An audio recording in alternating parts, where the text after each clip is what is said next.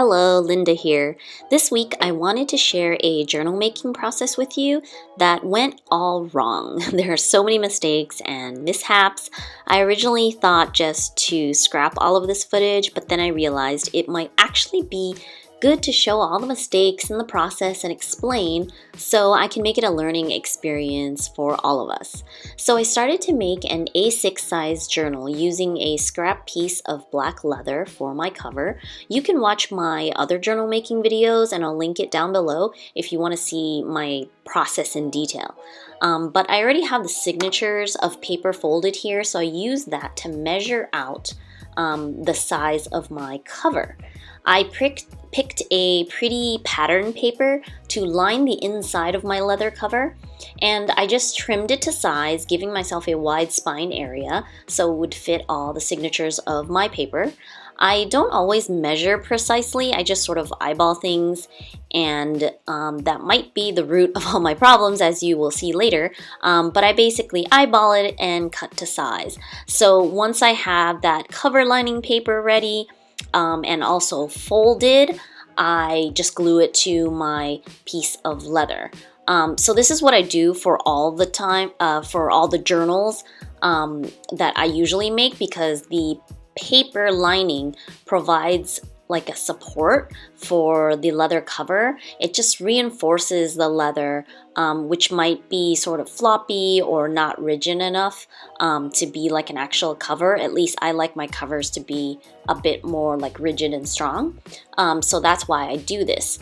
So you can see here I spread a lot of white glue on the paper, and this is just regular white glue that we have here in Italy called Vinaville. And using a scrap piece of paper, I am just spreading the glue all over the paper as evenly as possible, just to get it all throughout the paper basically. And then I am just gluing this cardstock pattern paper into the inside of my leather cover material. And I lay the paper down, leaving some room all around so that I can trim the excess leather off later. So here I'm using a bone folder to flatten everything down and make sure the two pieces are glued together properly. I usually let this dry overnight before I continue working on it, just so that the glue is completely dry and everything is ready to go. By the way, this is the cardstock I have used for the inside cover. The paper came from this pretty scrapbooking paper pad. It's a really nice supply to have because scrapbooking paper, there's so many designs that you can use, and you can definitely buy like the thicker cardstock weight. So let me just set aside the cover to dry, and let me show you the signatures of paper that I have that will go inside this A6 journal.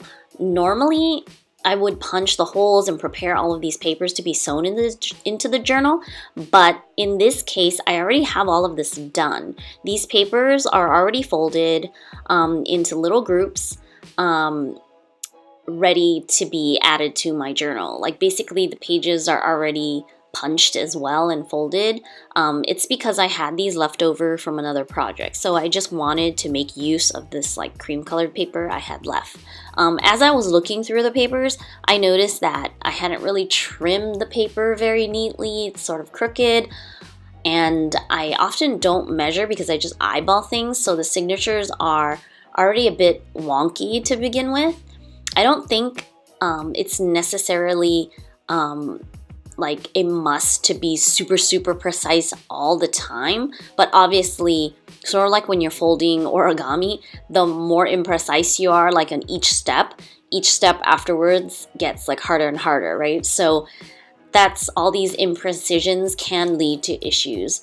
So anyways, when my cover was pretty dry, I took it to my sewing machine to sew all around the edges. I do this to give my journal cover sort of that extra reinforcement that they're like attached together so they stay together, and also to create like a decorative edge. I usually do like a zigzag stitch all the way around the entire cover. But this is sort of when the trouble started up. Leather is really tricky to work with because once you make a hole in it, it's permanent. It's not like fabric that you can rip apart and sew again without too many issues. When it comes to leather, once you poke a hole, that hole is there forever. So when I tried to sew my leather cover, the thread broke from the sewing machine just after a bit of sewing. So I had a bunch of holes in my cover already, and this can happen sometimes, and I can usually just start over and try to go back in the same holes. But this time the thread broke a second time, and obviously I was being imprecise, so there were even more holes, and it was just sort of a mess. I decided to just try again and try to like pull through all of this, and I thought I would just sew around the cover multiple times to sort of hide the fact that there might be some extra holes and all this sort of stuff going on where the thread kept breaking. So I'm basically going for like sort of messy, crafty look. So even though things weren't going my way, I just wanted to make this journal and wanted to finish it up since I had already started. I realize now that part of the problem might have been maybe my cover, like the glue had not completely dried. So when I was trying to sew it, maybe the needle was getting stuck or caught in the glue, or maybe I just needed to clean my needle or even just replace it because this sewing machine I use pretty much just for paper. So sewing paper really dulls your needle a lot faster than like regular fabric. So you usually have to change your needle quite often.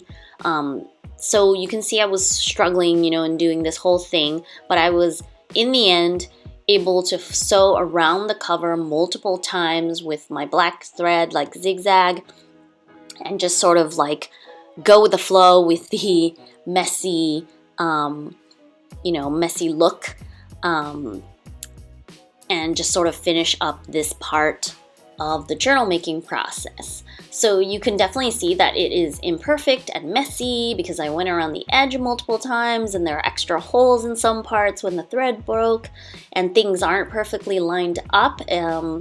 But it could still be okay. And if you sew your covers, you can also consider rubbing some glue at the ends or certain problem areas to help secure the sewing if you are afraid like the thread might come undone or something. Another thing I realized is that I could have just glued the center area of the paper and not put any glue around the edges. Maybe that will help when it comes to the sewing process because then the needle can never sort of get stuck on glue. But then again, it could have just been bad luck. Obviously, thread can always break. When you're sewing, you never know when it might happen. So here I'm just trimming all the little thread pieces off and basically just moving forward. So forging onward, I just punched holes into my cover so that I could sew the signatures into the cover. And again, I don't always measure. I just sort of laid the signatures onto my cover and I thought I had those like holes in the right place, and so I punched them. But when I first sewed the signature on, just one, I realized my big mistake. The row of holes on the bottom were totally off. Like basically I just punched it, like, I don't know, a couple millimeters or like half a centimeter. It was like pretty big mistake. Just totally off. So I'm sewing each signature here, by the way, with a separate piece of thread, doing like a pamphlet stitch with the knot on the outside so that it will leave the tied knot end exposed on the outside center, which I sort of like. I think it's like a decorative element. But of course, the last hole on the bottom is not lined up, which is very annoying. So having the holes not line up is a pretty bad mistake. That's why you should use a template or just be really careful or mark your holes before you punch them and like double check. You can still sew the signatures into the journal, but it just means that things might be off, or you might have like a piece of thread that is exposed in the spine because you're pulling it from one hole to another hole because it's misaligned, and it just makes it so that your journal is a lot like weaker, like not as stable. There's more opportunity for your journal to fall apart, or for pages to shift, or things to get loose. And of course it's just ugly because you can clearly see the mistake when you open the journal. I tried my best to tug the thread tightly and make it as tight as possible so that I could sew it anyway, but obviously you can see the mistake. And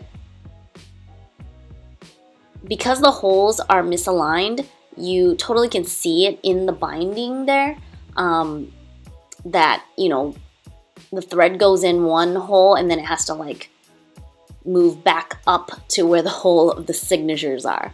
So super, super annoying.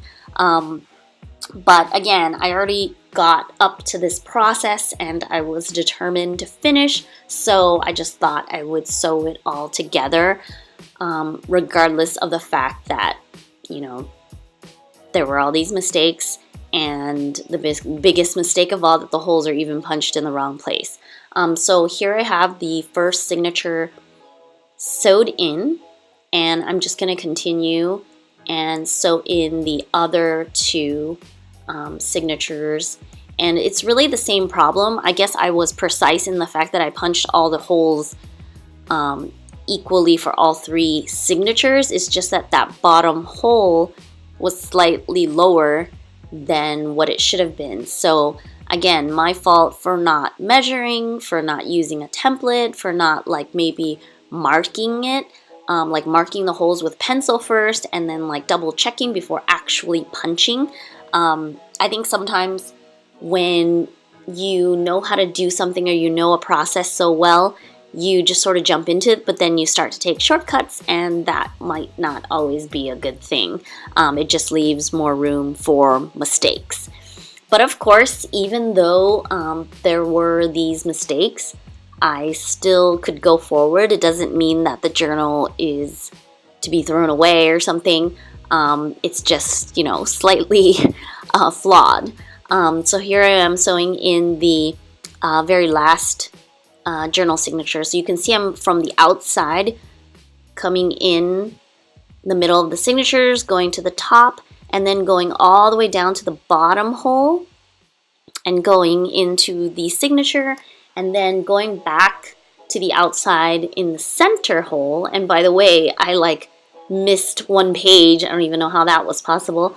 So I go back out to the center, and then I pull really tightly, and then I tie the knot around the long piece of thread, like this whole pamphlet stitch idea, and I double knot it and then cut it with some edge, because I just like that decorative element. Yeah, so like I guess the final mistake is like even missing a page in that final signature, like not sewing it in. I just had it folded in for whatever reason. Like that's how crazy the mistakes sort of keep rolling on. So you can see that that last signature is also like totally misaligned, because somehow maybe it was upside down or something, and because I didn't measure, it wasn't like equidistant in all ways. The pages are still sewn in, tightly into the journal, and this is obviously still a perfectly fine journal that someone can use. It just has these weird flaws and imperfections, and maybe that's okay, because that's just how things are sometimes. But yeah, I just wanted to share with you this process of making a journal, and even though I know better, I can still make a lot of mistakes, but I forged onward regardless. I hope that sharing this process with you might possibly help you in taking the precautions necessary so you don't make the same mistakes. But know that even if a mistake happens, it doesn't mean that your project is over or that you should throw it away and start over.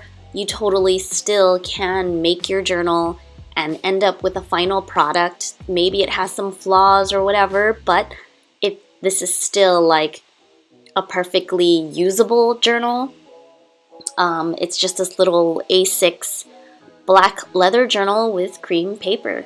So I hope you enjoyed watching this process, and I will include links down below if you want to watch more journal making videos. So thanks so much, and until next time.